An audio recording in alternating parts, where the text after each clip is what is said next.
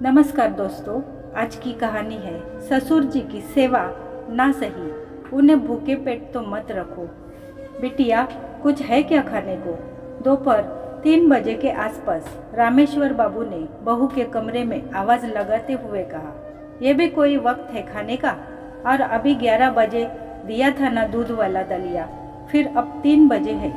जो रोटी सब्जी बनाई थी खत्म हो गई है, और आपका कोई काम तो है नहीं सिवाय खाने की। रसोई है या कोई फैक्ट्री जो आपके लिए 24 घंटे चलती जाइए। शाम को देखेंगे, अभी मेरा फेवरेट सीरियल आ रहा है, कहते हुए बहू ने नजरें फिर से टीवी पर टिका दी। रामेश्वर बाबू चुपचाप वहां से अपने कमरे की ओर बढ़ गए। ये सब कुछ वह झाड़ू पोछा बर्तन का काम करने वाली सुधा देख रही थी। वह मन ही मन सोचने लगी कि कहने को तो इतना बड़ा बंगला है, बड़ी बड़ी गाड़ियां है, पैसा है, मगर इतने बड़े बंगले, पैसे होने के बावजूद दिल बहुत छोटा है इनका, जो अपने घर के पिता तुल्य ससुर जी की सेवा नहीं कर सकते। कम से कम उन्हें भूखे पेट तो मत रखो। काश अगर मेरे ससुर जी होते तो मैं पिता की भांति उनकी सेवा करती। काम करते करते अचानक उसे स्मरण हुआ, न जाने कितने फल और बादाम काजू डाइनिंग टेबल पर पड़े पड़े सड़े रहते हैं, और अधिकतर बासी होने पर फेंक दिए जाते हैं।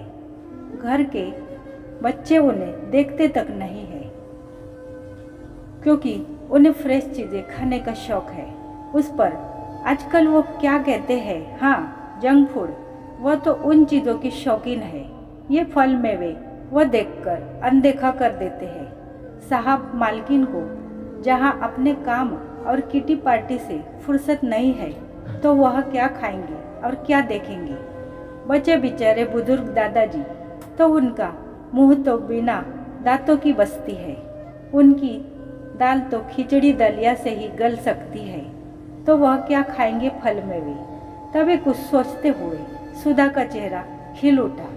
उसने एक मुट्ठी मेवा सिलबट्टे पर पीसे और जरा से दूध में एक पके केले के साथ मसल कर बुजुर्ग रामेश्वर बाबू को पकड़ा दी और बोली, बाबूजी, चुपचाप खा लीजिए, आपको भूख लगी है ना?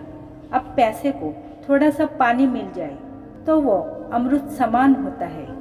बुजुर्ग रामेश्वर बाबू भीगी हुई पलकों को साफ करते हुए तेजी से खाने लगे। उन्हें संतुष्टि से खाते हुए देखकर सुधा को भी संतुष्टि मिल रही थी। ऐसे में अब ये रोज का नियम हो गया। सुधा रोज ऐसे गरिष्ठ व्यंजन दोपहर में टीवी से चिपकी बहू की नज़र बचाकर बुजुर्ग रामेश्वर बाबू को दे देती। कभी कभी आते जाते बच्चे देख लेते तो सोचते, दादाजी की आंखें कितनी कमज़ोर हो गई है, जो मम्मी की जगह काम वाली से ना जाने क्या क्या मंगा कर खाते रहते हैं। वही दूसरी ओर घर की बहू सोचकर खुश होती कि मेरी डांट डपट से बूढ़े पिताजी काबू में रहते हैं। तो वही घर का बेटा पिताजी की सुधरती सेहत देखकर सोचता कि उसकी पत्नी अपने ससुर जी का भरपूर ख्याल रखती है, और घर की काम वाली सुधा सोच है, उसकी तो नौकरी भी यही है और जिंदगी भी यही है, झाड़ू बर्तन करते करते जाने कब सासे साथ छोड़ जाए। अपने ससुर जी की सेवा करने का सौभाग्य तो उसे मिला नहीं, तो क्यों ना यहाँ घर के बड़े बुजुर्ग की सेवा करके कुछ पुण्य भी कर ले। वही बुजुर्ग रामेश्वर बाबू सोचते कि अब सोचना समझना क्या है, दिन ही तो काटने ही है, भूखे रहकर मरने से अच्छा आखिर वक्त में जो सेवा और सम्मान दे रहा है, ले लो। और वह अक्सर सुधा को आशीर्वाद देते हुए सोचते, अगले जन्म में भगवान मुझे अमीर बनाना चाहे मत बनाना, बस बेटी देना या बहू देना, तो ऐसे सुलझे हुए संस्कारों वाली सुधा जैसी देना। दोस्तों, कहानी पसंद आए तो लाइक, शेयर और सब्सक्राइब करना ना भूलें। चैनल पर नए हो तो चैनल को सब्सक्राइब करना ना भूलें। कहानी सुनने के लिए धन्यवाद।